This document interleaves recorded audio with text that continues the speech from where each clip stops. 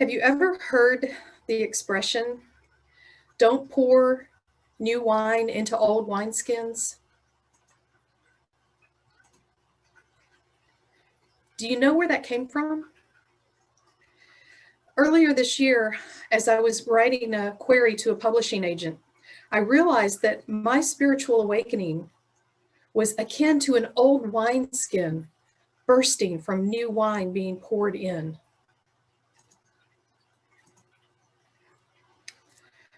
A month or so later, as Dr. J and I were talking about plans for the temple, he also referenced wineskins.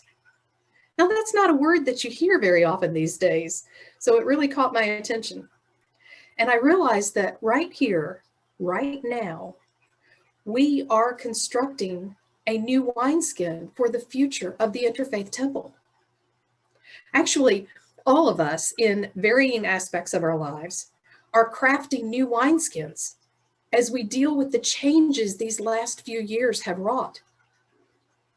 In our society, as the old paradigms are bursting and we try to craft and shape new awareness, understanding, roles, and rules to contain the changes we are witnessing, we are in need of new wineskins. Wineskins are an excellent analogy for our current struggles. Are you still wondering what a wineskin is? I did a little digging. I find it helps to have some background. Perhaps the first scriptural reference to wineskins, and perhaps even the earliest recorded reference, is in the book of Job, likely written sometime between 2000 and 1800 BC.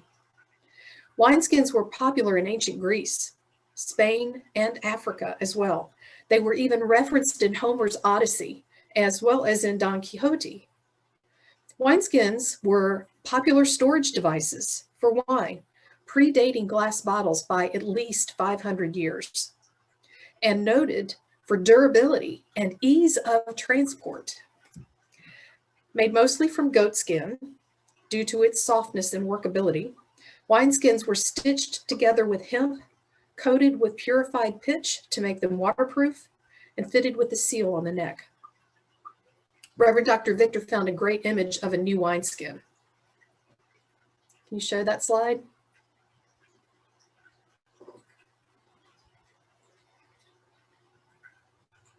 Nope. Hang on, she's trying.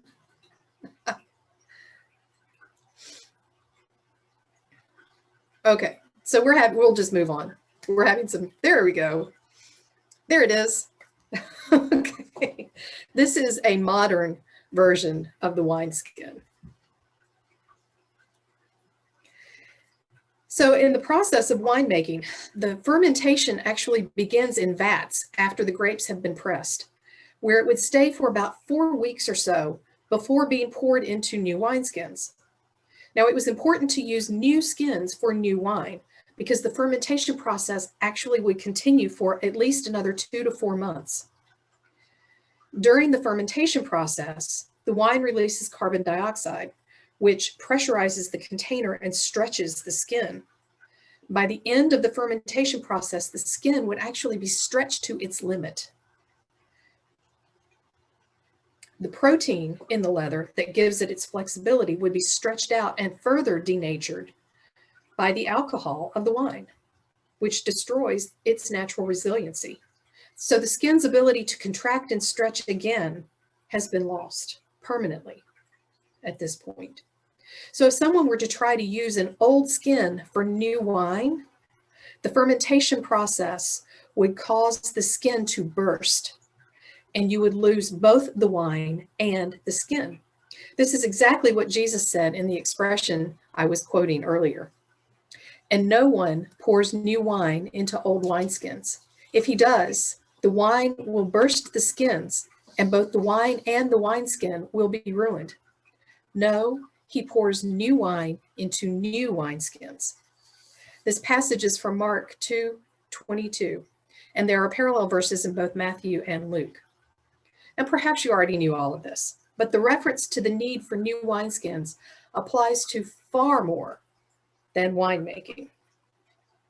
It is first and foremost a container, crafted for the exclusive purpose of holding, in this case, something new. This isn't a new teaching, nor is it exclusive to the Christian philosophy. Rabbi Meyer said, "Do not pay attention to the container, but pay attention to that which is in it. There is a new container full of old wine, and here is an old container which does not even contain new wine." From another tradition, Lao Tzu wrote in verse 11 of the Tao Te Ching, "We join 30 spokes to the hub of a wheel, but it's the center hole that drives the chariot. We shape clay to birth a vessel, yet it's the hollow within that makes it useful. We chisel doors and windows to construct a room, yet it's the inner space that makes it livable. Thus do we create what is to use what is not." In more modern times, Gloria Karpinski wrote this analogy in Barefoot on Holy Ground. Religion is a container. Spirituality is the living essence that is everywhere, always alive, ever renewing, ever revealing itself. The container builds a form around the mystical teachings of an enlightened person who embodies the essence of the teaching. The enlightened masters in every culture teach the ways to discover and accept the grace of our birthright as sons and daughters of the divine. Their followers are the very real human beings who become the architects of the structures we call religions. She is likening religion as the container or structure or wineskin that contains the teaching. And so here we are in this time, this age, reimagining the Interfaith Temple, creating a new structure for online worship and kinship to create a space for people to come together to explore, experience, and evolve in a spiritual community. And as we progress along this path, we are hoping to bring in more ways that we can join together. We'll form small group circles as we have interest for different things. So there's much more planned, much more to come. This is truly an auspicious time for this endeavor. And I hope the significance of this date this week didn't escape you. Reverend Dr. J alluded a little bit to this, so I'm going to add a bit more to that. Today is March 21, 2021. So you could write that as 3/21/21, or because the 2 and the 1 add to 3, we actually have 333. Triple digits are angelic numbers. 3 is considered a sacred number in many traditions, as well as life itself, body, mind, and spirit, or the Hindu or Christian Trinity. But even if you add the full year, because you might be thinking, well, 21 is the year, is just an abbreviation. It's actually 2021. So if you add the full year, 2, 2, and 1, that equals a 5. So then in adding the 3, and the 5, you have 11, which indicates new beginnings. And the time we chose to begin our service this morning, 11:11, is likewise an angelic number, indicating that you have begun on your path. And so when we then put our date and our time together, we have another triple of the date 11 and the time 11:11. And finally, if you add 1 and 1 of the 11, you get a 2, which is the number that represents love. I confess, I'm really not into numerology, and what little I know is purely a fascination for me. But even I can't ignore this date, and especially after I clearly heard Source as we questioned when to hold our inaugural service, saying March 21 is the more auspicious date. So not only is it a beautiful and angelic date, It is also officially spring. Yay! With the vernal equinox, Ostara, Nowruz, that's New Year for the Baha'is and Zoroastrians in Persia. And later this week, the Annunciation of Mary and the births of the prophets Zarathustra and Mahavira. This whole weekend and week are celebrations of new life and birth. Spring is a time of new beginnings. And so this is the perfect time to examine our lives and our society to see where we need new containers. We cannot expect to be able to pour new beginnings into our old structures. No. We must create new wineskins so that we don't lose these new beginnings. We all know that we are witnessing a tremendous shift in awareness and consciousness as of the society that has held this country together these last many years. We recognize that society doesn't work for a great many people.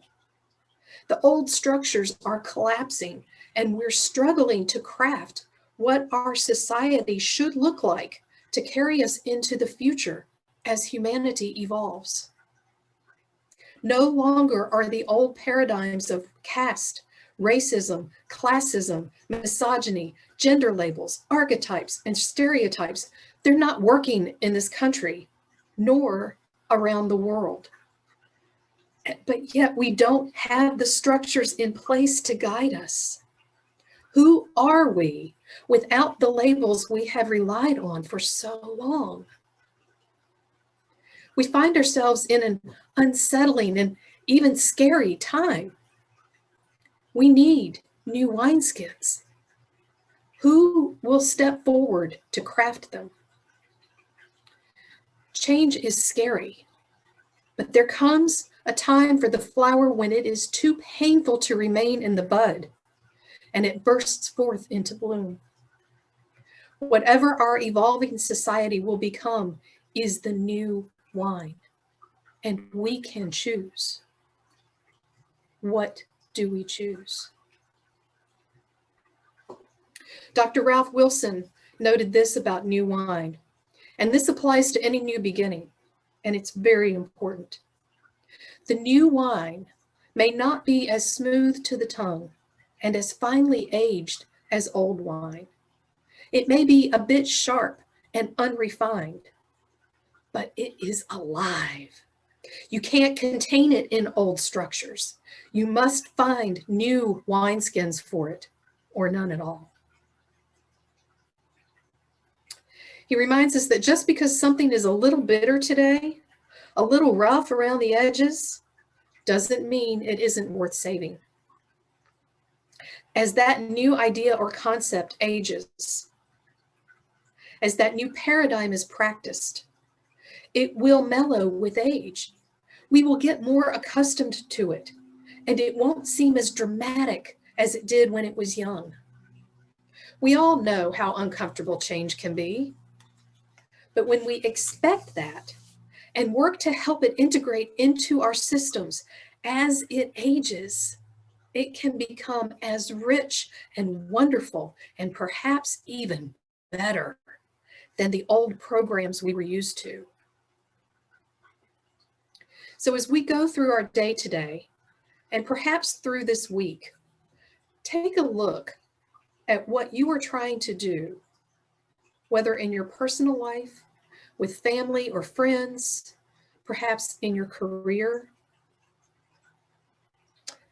or as we take part in shaping society to hold the new paradigms as our old structures crumble.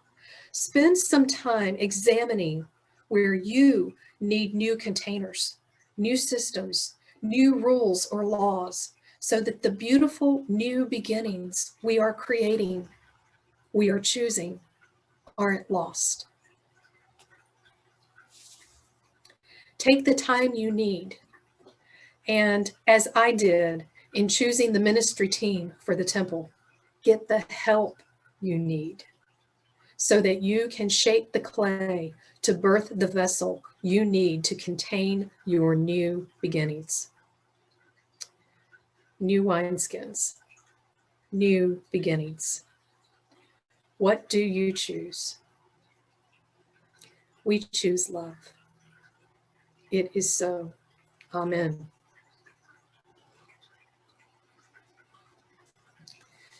Would you please pray with me?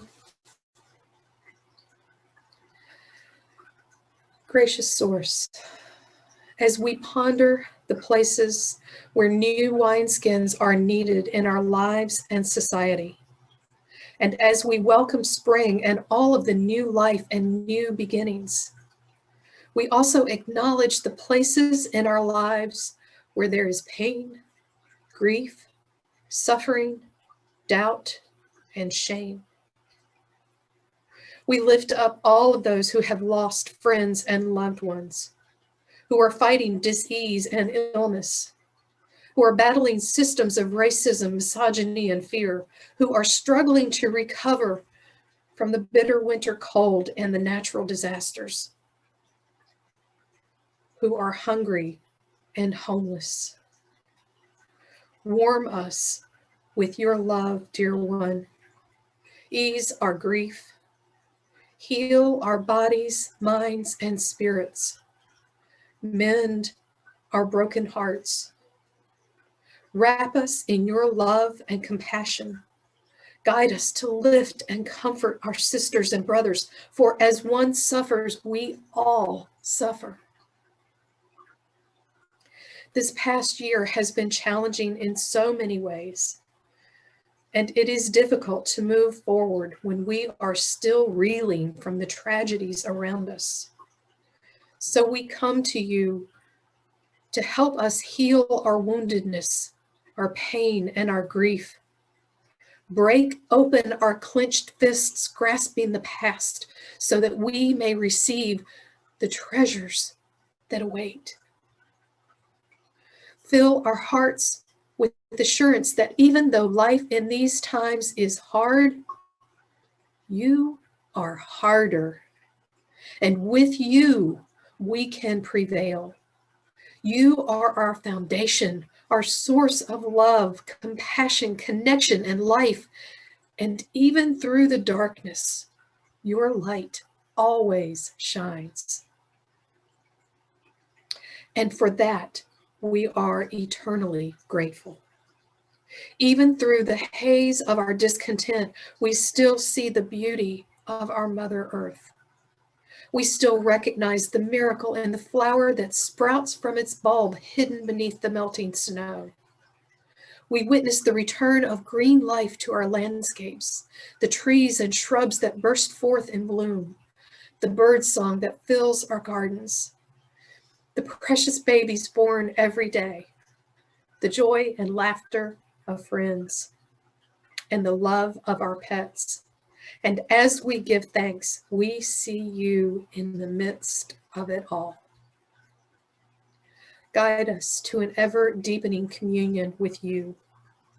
Help us to see you within our own souls and in the eyes of all we meet.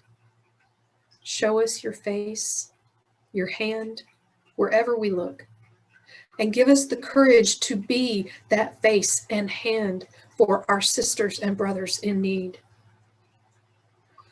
Goddess, God, Mother, Father, Great Creator, Ahura Mazda, Brahman, Allah, Great Spirit, you are known by many names, and we sing your praise.